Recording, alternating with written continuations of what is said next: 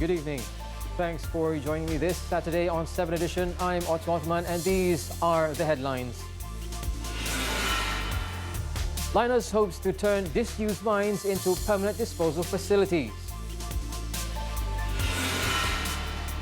3 Indonesians arrested for allegedly stealing 2 tons of iron. And Indian authorities ask tourists to leave Kashmir over terror threats.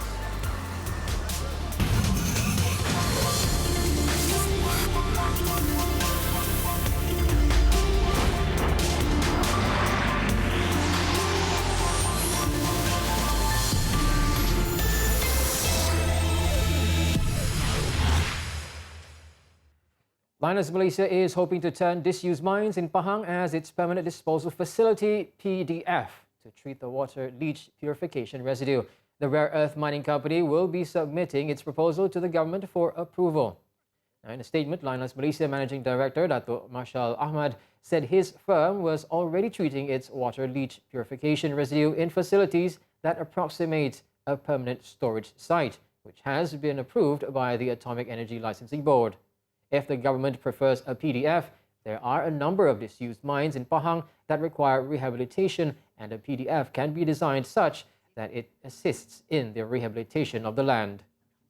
The firm additionally conducted research into safe alternative uses for its rare earths processing waste, such as a low radiation iron phosphate material that could be used as a soil conditioner. On Thursday, Prime Minister Tun Dr. Mahathir Mohamad said Linus has been directed to construct a PDF to treat the water leach purification residue that is created from rare earth processing at its facility in Gebeng, Kuantan.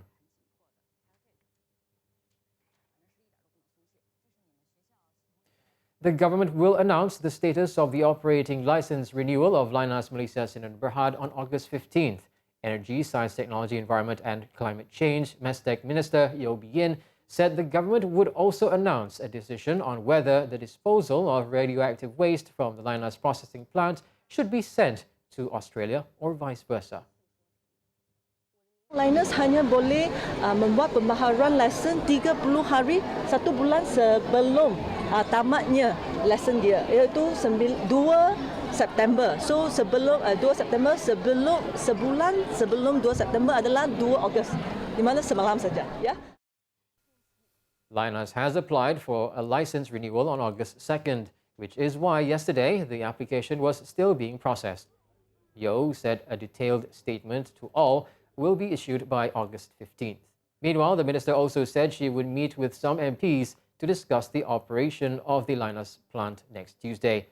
It comes as some MPs disagree with the company's operations, including the removal of radioactive waste from the plant.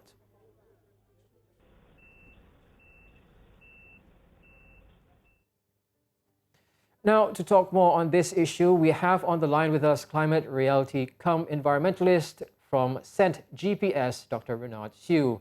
Hi, Doctor. Thanks for joining us. Now, first of all, Linus is suggesting that our country uses disused mines to build permanent disposal factories, PDF. Is this practical? And would this affect the environment in the short and long run? Thank you very much for the question. I think the main concern has always been with water leachate that comes out of rare earth processing. So this water leachate could potentially seep through groundwater. The permanent disposal factories that are to be built at disused mines have to be have to meet very stringent compliance that the Department of Environment has set. I think the primary question that we need to consider here is whether sufficient risk assessment has actually been done to consider the impact on the residents in the event of a malfunction. Now, putting what you've stated just now into consideration, what are some practical alternatives that can treat the water leach purification residue? So there has been discussions that the waste leachate generated from rare earth processing can actually be recycled and used as fertilizers. But I personally feel that this is just one side of the story. There's also the radioactive aspect of the waste that needs to be dealt with sufficiently. And I don't think that at this point in time that there's really a solution to this apart from storing and containing it. Now, specifically touching on Linus license renewal, what's your take on this? Should the government proceed with this? Well, I mean, for myself, I'm personally not in favor of the renewer. I mean, look, rare earth processing and the waste generated just isn't ideal. We know for a fact that it's highly toxic, and if the PDF or permanent disposal factories that are being built are not intact enough, if they don't meet certain stringent requirements, the effect that it would have on the residents could potentially be very catastrophic. You're talking about water leakage that seeps through groundwater, and affecting the water resources that we are drinking. So I feel that based on past histories and incidents, I'm really not in favor of the renewal. All right, thank you very much, Doctor. The government is facing a great challenge in expanding the traditional and complementary medicine T&CM industry to the global market, particularly quality control. Health Minister Dr. Zulkifli Ahmad said that his ministry, through the T&CM division, regularly conducted talks with industry players and researchers, but admitted that finding the right balance to get products to clinical trials is the challenge. Speaking to reporters after launching the 9th International Conference on Traditional and Complementary Medicine this morning, the Health Minister stressed that his ministry must expedite the process and catch up with the rest of the world, as Malaysia used to be one of the earliest nations to step into the traditional medicine sector back in 2002. We always, stuck in a kind of how to put the balance between safety, quality and efficacy and the speed to get this product under clinical trial. That is always the challenge, If we are too rigid, too rigorous, too strict, and then we become very prohibitive, then kita akan mengendalikan usaha research. Tapi kalau kita relax pula, then you have safety compromise, quality, efficacy compromise. Jadi di mana nak kita letakkan? Where do we strike that balance? That is the challenge. The local sector has generated a revenue of about 8 billion ringgit so far and is growing at a 15% rate annually, compared to $127 billion in revenue generated globally. There are 7 recognized practice areas under the T&CM Act in the country, namely the Malay, Chinese and Indian medicine, homeopathy, chiropractic, osteopathy and Islamic medical practice. Now, in other news, the Malaysian Maritime Enforcement Agency, MMEA, arrested 3 Indonesian nationals and seized more than 2 tons of smuggled iron in Pontian waters last night. Johor Maritime Director, First Admiral Maritime, Aminuddin Abdul Rashid, said the suspects, aged between 23 and 43, were picked up southeast of Pulau Kukup. Now, in a statement, he said that the MMEA received information that the 3 suspects were believed to be stealing iron from slow-moving ships. He said investigations revealed that the men committed the crime in groups but did not use weapons. The trio, along with the boat they were in, have been taken to the Pulai River Maritime Pier, Pontian, for further investigation. Members of the public who have information regarding illegal activities can contact the Johor MMEA Operations Center. A wall of black smoke and flames blocked drivers for almost an hour on the new Klang Valley Expressway NKVE near Bukit Lanjan this morning. Now, authorities said a 1-ton diesel truck crashed into the divider and burst into flames, destroying the vehicle almost completely. Luckily, no victims were involved. Now, 6 firemen from the Sungai Buloh fire station reached the location within 10 minutes and managed to extinguish the flames. The accident also caused a long crawl along the highway.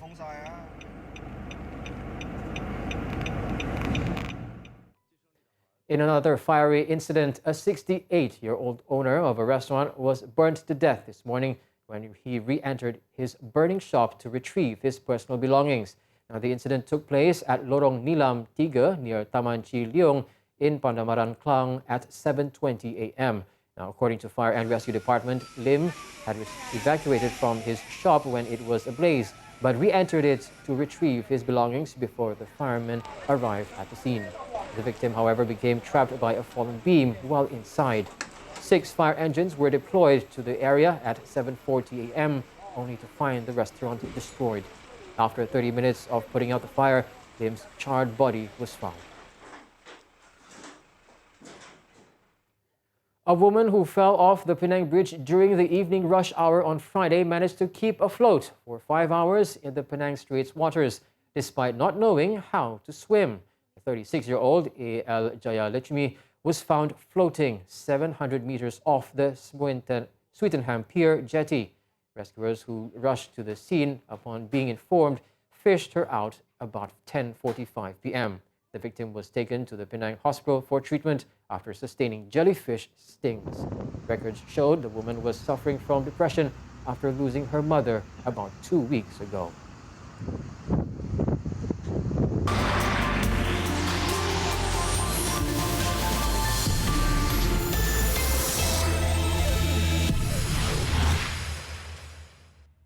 Thank you for staying with us. More than 90% of the world's economy is driven by entrepreneurs. In Malaysia, 98.5% of businesses are small and medium enterprises. To acknowledge bold, creative and innovative young entrepreneurs who set the standards of entrepreneurial spirit, 100 Malaysians received the 2019 Most Influential Young Entrepreneurs, or MIYE Award, last night. The award ceremony was launched last by Prime Minister Tun Dr. Mahathir Mohamad at the Kuala Lumpur Convention Centre. Also present were Tun Dr. Siti Hasmah Muhammad Ali and Minister of Entrepreneur Development, Datuk Sri Muhammad Rizwan Yusof. This is the 4th edition of the initiative by the Entrepreneur Insight magazine, the media publication under Armani Media Sendirian Berhad, to encourage more local youths to get involved in entrepreneurship. 100 MIYE is a platform, is an ecosystem that we want to create for young entrepreneurs so that they can have a meaningful relationship which can help them in their future career path. And this type of mingling with all the positive entrepreneurs will help them propel and bring them to the next level. The recipients are selected from various industries, ranging from services, medical, retail, manufacturing and e-commerce. They are selected for their excellent execution, innovative ideas and the impact that they bring to their respective industries. All winners are aged 45 and below, with a position as a founder, managing director or the CEO of an organization with a minimum of 2 years experience in managing the business. Recipients who have already received this prestigious award previously are not re-nominated. Meanwhile, a Lifetime Achievement Award was given to Executive Chairman and Founder of Top Glove Corporation Berhad, Tan Sri Lim Wee Chai. The award individual needs to have at least 20 years of documented accomplishments in the field of entrepreneurship with a record of coaching and empowering other young entrepreneurs. Young entrepreneur is very important. So today I received this Lifetime Award, Lifetime Achievement Award. I think it's good, give a good model to the young entrepreneur and also show them if they work hard, work smart, work honest, you still can achieve good value. Basically, the values that I believe in is being humble, of course, number one. Number two, it's definitely love and compassion, because without the love and support for others, I don't think I can get to where I am today. And last but not least, I truly believe in family. So family values is what is important to us. And everybody in our company are treated as families. A series of networking sessions, private events and holiday retreats will be held exclusively for the award winners to create synergy through meaningful engagements. Big round of applause.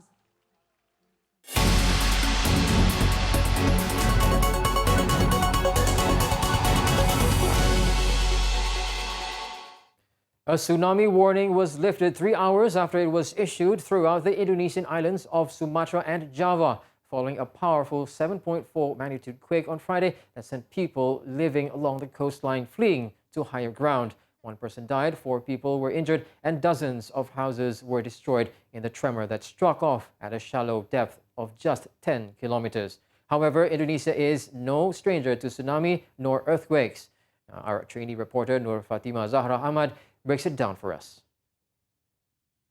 According to the United States Geological Survey, USGS, the 7.4 magnitude quake was registered some 150 kilometers from Labuan, southwest of the capital, Jakarta. Indonesia's disaster agency warned it could spark a tsunami as high as 3 meters, sending residents into panic mode. Fortunately, the warning was lifted around 3 hours later. The agency said people who took to higher ground, including about 1,000 taking shelter in the Lampung province, had returned home. The quake destroyed 34 houses and caused minor damage to dozens of other buildings. Indonesia experiences frequent seismic and volcanic activity, sometimes tsunami due to its position on the Pacific Ring of Fire where tectonic plates collide. The Ring of Fire are formed due to subduction zones of 3 main active tectonic plates, namely the Eurasian Plate, Pacific Plate, and Indo-Australian Plate. Some of the volcanoes are notable for their eruptions, for instance Krakatau, Lake Toba, and Mount Tambora. The most active volcanoes are Kelut and Mount Merapi on Java Island, which have been responsible for thousands of deaths in the region. The most devastating in the recent Indonesia history was on December 26 back in 2004, where a 9.5 magnitude quake triggered a massive tsunami that killed around 120,000 people along the shoreline. Indian authorities on Friday told thousands of tourists to leave Kashmir because of terror threats. As media reports said, 25,000 military reinforcements have been sent to the troubled Himalayan region. The extra troops and other security measures, including a call to stockpile food and fuel, have shaken the Muslim-majority region, which is also claimed by Pakistan. Long lines of cars formed outside petrol stations while residents queued at food stores and bank cash machines to get emergency supplies.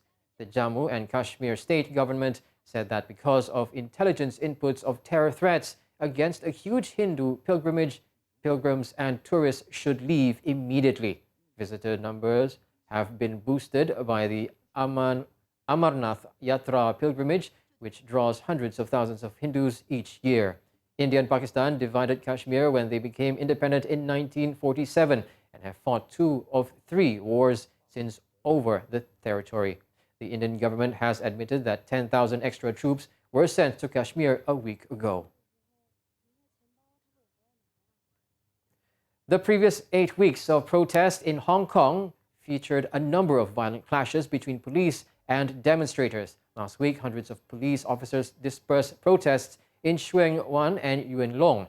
But as protesters march now in Mongkok, one of the world's most densely populated areas, and not a single police car is sight along the road. The atmosphere in Mongkok is calm and peaceful about a few hours from now, but some protesters are prepared with hard hats and gas masks in case the situation escalates. Another pro-police assembly is taking place in Causeway Bay's Victoria Park. On Friday, a group of civil servants met in the city's central business district, calling for the government to respect the 5 demands of the protesters, which include greater democracy and an investigation into police conduct. There are also demonstrators planned for the coming days, including general strikes and protests in 7 of Hong Kong's districts on Monday. After the break, PUBG gaming content gets exclusive collaboration. Details next.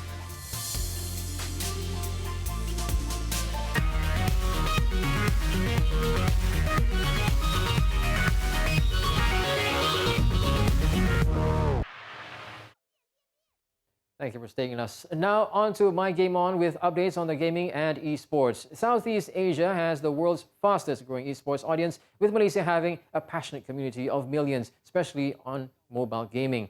Now with a number of Malaysian esports athletes set to compete in the upcoming SEA Games and many more pursuing esports as a full-fledged career, many organizations have begun to take the advantage of the rapid growth and popularity that esports has to offer. Izul Islam has the details.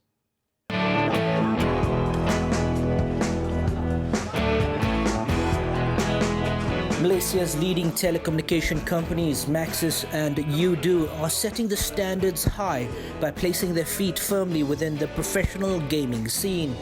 Maxis recently collaborated with world-renowned eSports pro gaming organization Team Secret by becoming the first sponsor of Team Secret's all-Malaysian PUBG Mobile team.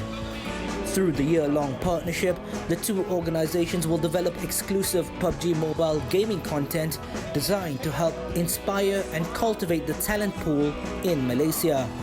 A lot of companies and a lot of brands want to ride on this wave that is esports and is gaming. But we were quite careful about this. We were very, very deliberate and selective in how we strategically want to go in. And that's because of two reasons.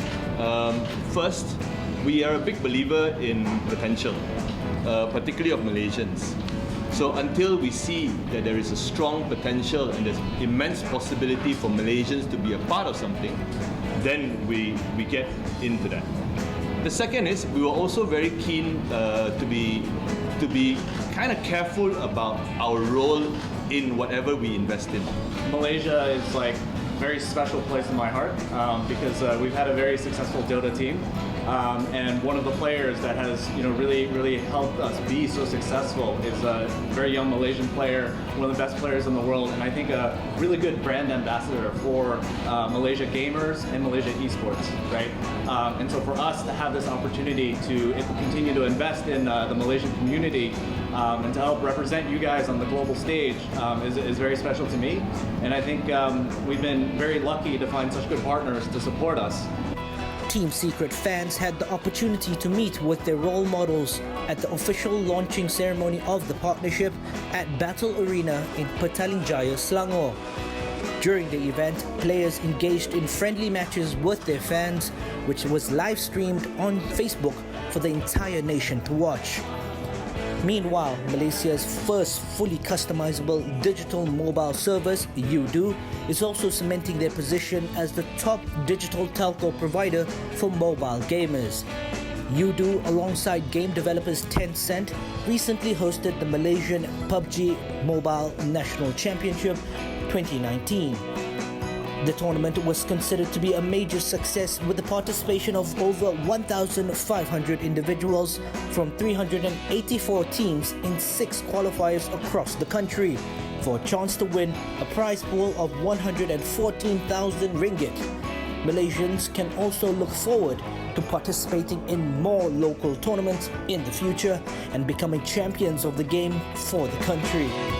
In terms of what UDO is doing at the moment, we have things like Beat the Champions. Because last year we had the PMNC winners, the UDO gang team, so we took them on. So they were the winners of the last year, and we decided to run a tournament, an online tournament called Beat the Champions, whereby Malaysians can take part online and sort of beat the champions, right? Because they were the champions, right? So we will continue with this add-on, this promotional add-on for the PUBG. With the aim to help further grow the scene in Malaysia and continue empowering the next generation of world-class gamers, other organizations will soon join the quick growth of the industry that will help support local talents and elevate their prestige to the global stage.